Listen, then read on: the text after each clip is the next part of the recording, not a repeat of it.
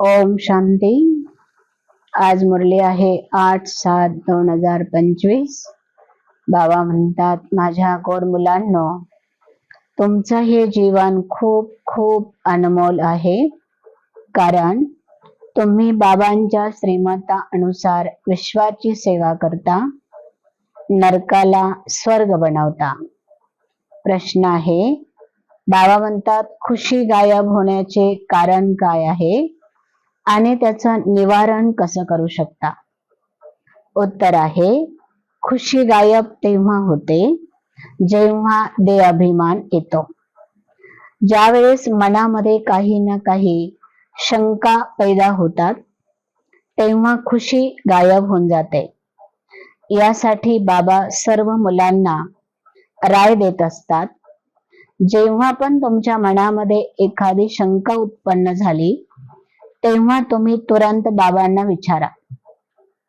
देही अभिमानी होण्याचा अभ्यास करा, तरच तुम्ही सतत खुश राहू शकता। बाबा म्हणतात, जसं उंच ते उंच भगवान येऊन तुम्हाला शिकवतो। कशासाठी? तर जेव्हा बाप उंच आहे, तर मुलांना सुद्धा उंच ते उंच बनण्याची अपेक्षा बाबांना जरूर आहे। बाबा सांगतात की मी कल्पापूर्वी सुद्धा येऊन तुम्हाला समजवलं होतं आणि आताही मी तुम्हाला समजवत आहे की मुलांनो, देह अभिमान हा तुमचं खूप नुकसान करत असतो आणि देही अभिमानी जर बनलात तर तुमची खूप खूप फायदा होऊ शकतो। म्हणून तुम्ही लक्ष ठेवा, ही दुनिया जी आहे ती पुराणी आहे, हा देह सुद्धा पुराणा आहे आणि ह्या देहामध्ये ममत्व किती ठेवलं तरी याच्यामध्ये काहीही आपली उन्नती होणार नाही। म्हणून बाबा मुलांना सांगतात, मुलांनो, हा तुम्हाला बेहदचा बाप भेटलेला आहे, बेहदचा वरसा मिळालेला आहे।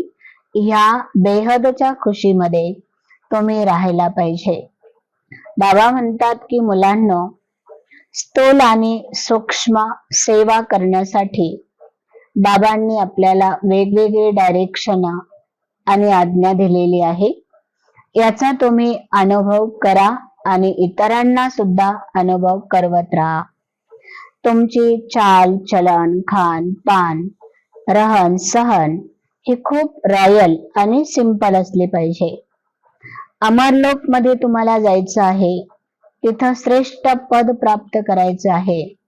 याच्यासाठी बाबा सांगतात, दैवी गुणांची धारणा करणं आवश्यक आहे। आपल्या स्वतःचा रोज बाबांना पोतामेल दिला पाहिजे। बाबा, मी दिवसभरामध्ये मी तुमची किती आठवण केली, स्वार्थापोटी केली की निस्वार्थ केली?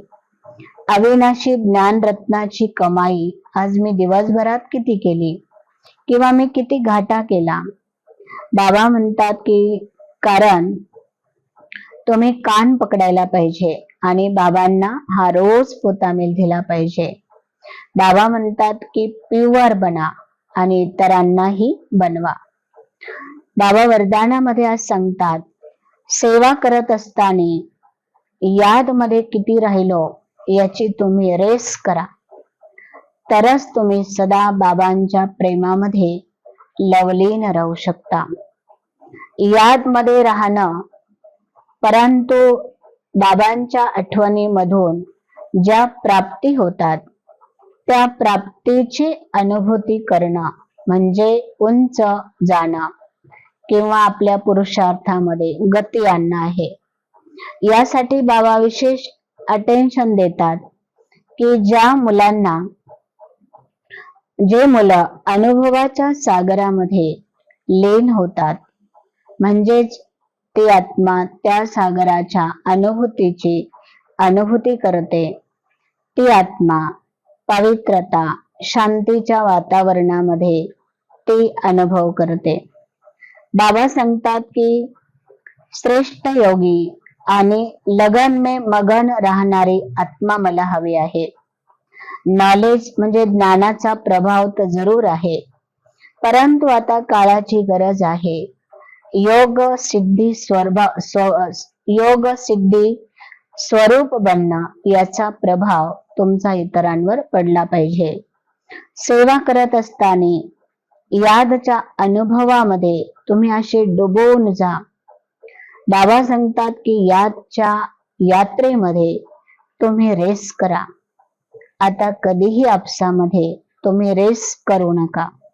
प्रत्येकाला तुमच्याकडनं अशी भासना आली पाहिजे की हे योगी आहेत, हे ज्ञानी आहेत, हे तपस्वी आहे. म्हणून बाबा सांगतात की कोणतीही तुम्हाला सिद्धी प्राप्त झाली तर ती स्वीकार करू नका. स्वीकार करणं म्हणजे भविष्याचं प्रारब्ध इथेच खाऊन टाकणं किंवा इथेच खाऊन समाप्त करणं असा त्याचा अर्थ होय. आता बाबा सांगतात की संकल्पाची शक्ती जमा करा आणि श्रेष्ठ सेवाच्या निमित्त बना. जितका आपण श्रेष्ठ संकल्पाची शक्ती संपन्न करत जातो, श्रेष्ठ संकल्पाची शक्तिशाली सेवाचं स्वरूप तुम्हाला श्रेष्ठ दिसत राहील. बाबा सांगतात प्रत्येक जण अनुभव करेल की आपल्याला कोणीतरी बोलवत आहे. कोणी दिव्य बुद्धीद्वारे तर कोणी श्रेष्ठ संकल्पाद्वारे आपल्याला बोलवत आहे आणि आपण ते कॅचही करू शकतो. आपण त्याला टचही करू शकतो. वर्तमान समयामध्ये आपल्या सर्वांना हा अनुभव जरूर आहे की आपण जर एखाद्या व्यक्तीविषयी श्रेष्ठ संकल्प केले तर त्या व्यक्तीचा आपल्याला फोन तरी येतो, तो व्यक्ती आपल्या समोर तरी येतो. याचा अर्थच असा आहे की आता आपण वर्तमान समयामध्ये जी केली गेलेली सेवा आहे ती आहे मनसा सेवा, श्रेष्ठ संकल्पाची सेवा. आणि ही सेवा खूप खूप पॉवरफुल आहे. ओम शांती.